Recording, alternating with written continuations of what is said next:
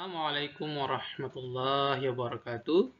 Selamat datang lagi di channel saya Sukainul Ahzan, di dalam channel yang bahas tentang filsafat, pendidikan, dan kekuasaan. Pada edisi kali ini, kita akan membahas tentang bagaimana filsafat pendidikan Pancasila. Dalam materi kali ini, kita akan bahas tentang konsep atau definisi filsafat pendidikan Pancasila, seperti apa tujuan filsafat pendidikan Pancasila, dan bagaimana implementasi filsafat pendidikan Pancasila di sekolah. Lalu, bagaimana relevansi filsafat pendidikan Pancasila dengan kehidupan modern ini. Adapun Pancasila itu sendiri berasal dari dua kata, yaitu panca dan sila. Panca berarti 5, sedangkan sila berarti adalah asas atau prinsip dasar. Sehingga Pancasila itu berarti 5 prinsip atau 5 asas yang menjadi fondasi utama negara, yaitu yang tertuang dalam Undang-Undang Dasar Negara 1945, ketuhanan yang Maha Esa, kemanusiaan yang adil dan beradab, persatuan Indonesia, kerakyatan yang dipimpin oleh hikmat kebijaksanaan dalam permusyawaratan perwakilan, dan keadilan sosial bagi seluruh rakyat Indonesia. Sedangkan filsafat di sini adalah upaya untuk memahami, menjelaskan, dan merenungkan nilai-nilai dasar kehidupan dan realita. Sehingga kalau kita berbicara filsafat pendidikan Pancasila, itu adalah pemikiran yang mendalam tentang dasar, tujuan, nilai, dan metode pendidikan yang berlandaskan pada Pancasila sebagai filsafat hidup bangsa Indonesia. Dengan kata lain, filsafat pendidikan Pancasila menjadikan Pancasila sebagai prinsip utama dalam pengembangan manusia Indonesia seutuhnya. Adapun tujuan filsafat pendidikan Pancasila adalah, yang pertama adalah membentuk karakter bangsa yang berlandaskan Pancasila dengan mengembangkan manusia yang beriman, bertakwa, dan memiliki akhlak yang mulia. Yang kedua adalah menciptakan warga negara yang demokratis dengan menanamkan nilai-nilai kebangsaan dan kecintaan terhadap tanah air, serta kesadaran akan pentingnya musyawarah dan toleransi. Yang ketiga tentu mendorong keadilan sosial dengan meningkatkan kesadaran akan pentingnya kesejahteraan bersama dan tanggung jawab sosial. Adapun tujuan yang keempat adalah menanamkan kesadaran kritis dengan membekali individu dengan kemampuan untuk berpikir kritis dan memecahkan masalah dan mengambil keputusan berdasarkan nilai-nilai Pancasila. Yang kelima adalah mempertahankan keberagaman dengan menghargai perbedaan agama, suku, budaya, dan pandangan hidup dalam bingkai persatuan Indonesia yang Pancasila. Adapun implementasi filsafat pendidikan Pancasila adalah bisa selalu diterapkan sejak dari sekolah, sejak dari dini, baik pada saat pembelajaran, pada lingkungan sekolah, dan sampai nanti kepada masyarakat. Dalam materi pendidikan yang diajarkan di sekolah, diharapkan pendidikan Pancasila diajarkan sebagai mata pelajaran yang wajib di semua jenjang pendidikan, mulai dari sekolah dasar hingga perguruan tinggi. Dan di mana materi-materi itu fokusnya pada pengenalan nilai-nilai Pancasila, bagaimana sejarah perjuangan bangsa, dan bagaimana pentingnya persatuan. Adapun dalam metode pengajarannya diharapkan seorang instruktur atau guru mampu menggunakan pendekatan yang partisipatif seperti diskusi kelompok, studi kasus, dan pemecahan masalah untuk mendorong siswa memahami penerapan nilai-nilai Pancasila dalam kehidupan sehari-hari.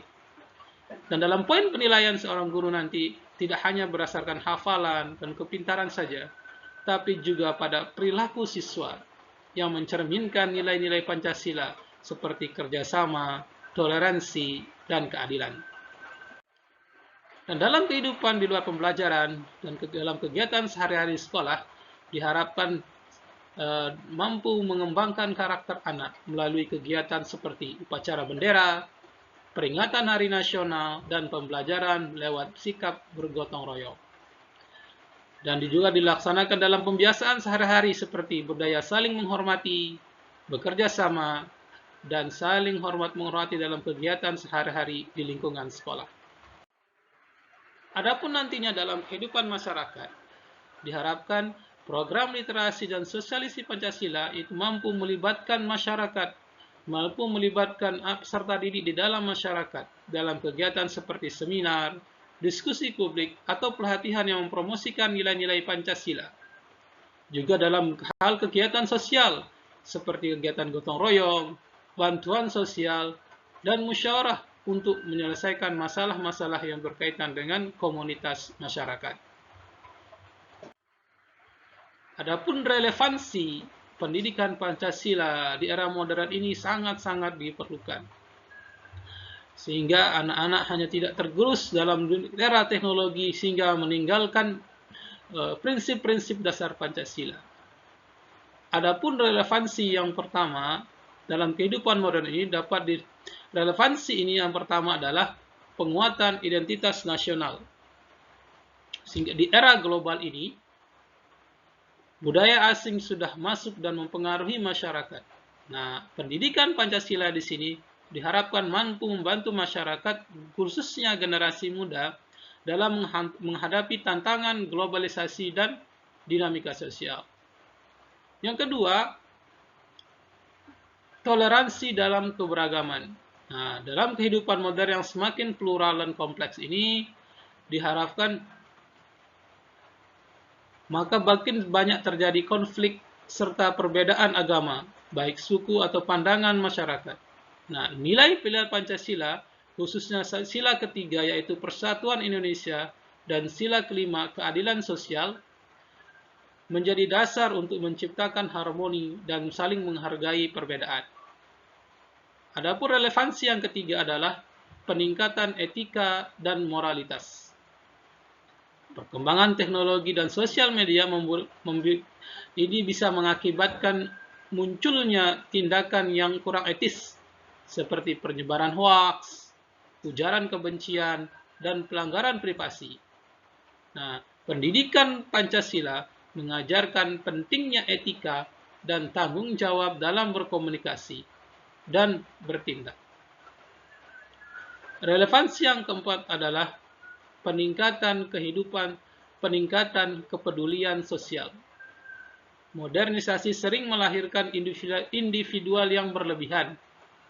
Nah, disinilah pendidikan Pancasila menekankan pentingnya gotong royong dan kepedulian sosial. Kehidupan tidak hanya berlaku untuk diri kita sendiri, untuk kepentingan kita sendiri, tapi juga kita perlu melakukan kegiatan-kegiatan sosial demi kebersamaan. Maka kepedulian sosial untuk membangun masyarakat ini perlu dilakukan dan peduli terhadap kesejahteraan bersama. Yang kelima adalah adaptasi dengan kemajuan teknologi.